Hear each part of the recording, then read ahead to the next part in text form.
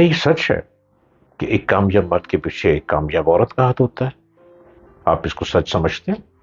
यह हकीकत है, या अभी ये कंफ्यूजन में है बात? कुछ समझ नहीं आती कि क्या वाकई किसी कामयाब मर्द के पीछे किसी कामयाब औरत का हाथ होता है, या ये बातें भी हवा में उड़ रही हैं। इस पर आज हम अपनी बात को करते हैं और इस सच्चाई को सामने लेकर आते हैं कि ये रियलिटी है या ये कहीं कहाई कहावत। अस्सलामुअलैकुम। आप मुझको देख रहे हैं और मेरे चैनल को सब्सक्राइब कीजिए, डॉक्टर जलील असलम ऑफिशियल। कामयाब मर्द के पीछे औरत का हाथ होता है।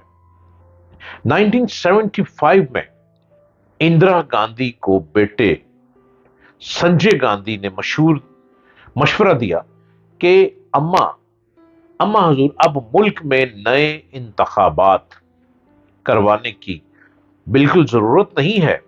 हम मां बेटा मिलकर हिंदुस्तान पर 20 से 25 साल हुकूमत कर सकते हैं। आइन इसकी इजाजत देता है।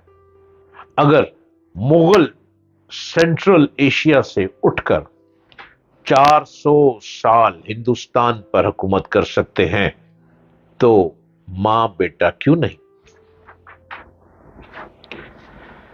ताहम इमरजेंसी के 2 साल बाद इंदिरा गांधी इंतखाबात करवाने पर राजी हो गई। खैर, मार्च 1977 में इलेक्शन हुए और तमाम शुमाली इलाकों और रियासतों में कांग्रेस को शिकस्त हुई। तमाम गरीबों ने पैगाम दिया कि उन्हें कांग्रेस से ज्यादा अपनी आजादी अजीज है। वो अपने बुनियादी हकूक गसब करने वाले लीडर से उससे बेहतर बदला नहीं ले सकते थे, जिसका कांग्रेस ने 1971 में 350 सीटें हासिल की थी। उसे सिर्फ 150 नशिस्तें मिल सकी। जनता पार्टी ने 298 सीटों पर कामयाबी हासिल की। इलेक्शन से पहले कोई सोच भी नहीं सकता था कि गरीबों को अपनी आजादी प्यारी होती है और वो जमहूरियत के जरिए अंदर और आगे चल सकते हैं और जमहूरियत के जरिए इंदिरा गांधी से बदला ले सकते हैं। जब सारी दुनिया इंतखाबी नताइज पर हैरान हो रही थी तो इंदिरा गांधी के अपने हल्के राय बरेली का डिप्टी कमिश्नर विनोद मल्होत्रा जिंदगी के सबसे बड़े इम्तिहान से गुजर रहा था। वो उस हल्के का रिटर्निंग अफसर था। जब नताइज की गिनती शुरू हुई तो मल्होत्रा को एहसास हुआ कि नेहरू की बेटी इंदिरा गांधी बुरे तरीके से हारी है। अब मसला यह था कि एक डिप्टी कमिश्नर इतनी जुर्रत कैसे करे कि मुल्क की वजीर आजम के हारने का ऐलान करे। वोटों की गिनती के वक्त रेडियो और टेलीविजन की नशरियात बंद थी। नताइज का ऐलान रात गए होता था। डिप्टी कमिश्नर को इल्म न था कि हिंदुस्तान के दीगर हिस्सों से इंतखाबी नताइज क्या आ रहे हैं, कांग्रेस जीत रही है या हार रही है। इंदिरा गांधी का पोलिंग एजेंट मानने को तैयार न था कि वजीर आजम भी हार सकती हैं। उसने 3 दफा वोटों की गिनती कराई मगर नतीजा शिकस्त ही था। डिप्टी कमिश्नर को बहुत ऊपर से फोन आना शुरू हुए कि वो इंदिरा गांधी की शिकस्त का ऐलान अभी ना करे। जब डिप्टी कमिश्नर को इल्म हो गया कि इंदिरा गांधी हार चुकी हैं तो उसके सामने 2 रास्ते थे। वो नतीजा रोक ले या फिर फौरन ऐलान कर दे। काफी सोच विचार के बाद जब जब बीवी के पास गया, जो घर के लॉन में चारपाई पर अपने छोटे बेटे के साथ खेल रही थी, उसने बीवी को बताया कि अगर उसने इंदिरा गांधी के हारने का ऐलान कर दिया तो उन्हें इंदिरा के गैज़ और गज़ब का सामना करना पड़ेगा। बहुत सारी मुश्किलात खड़ी हो जाएंगी।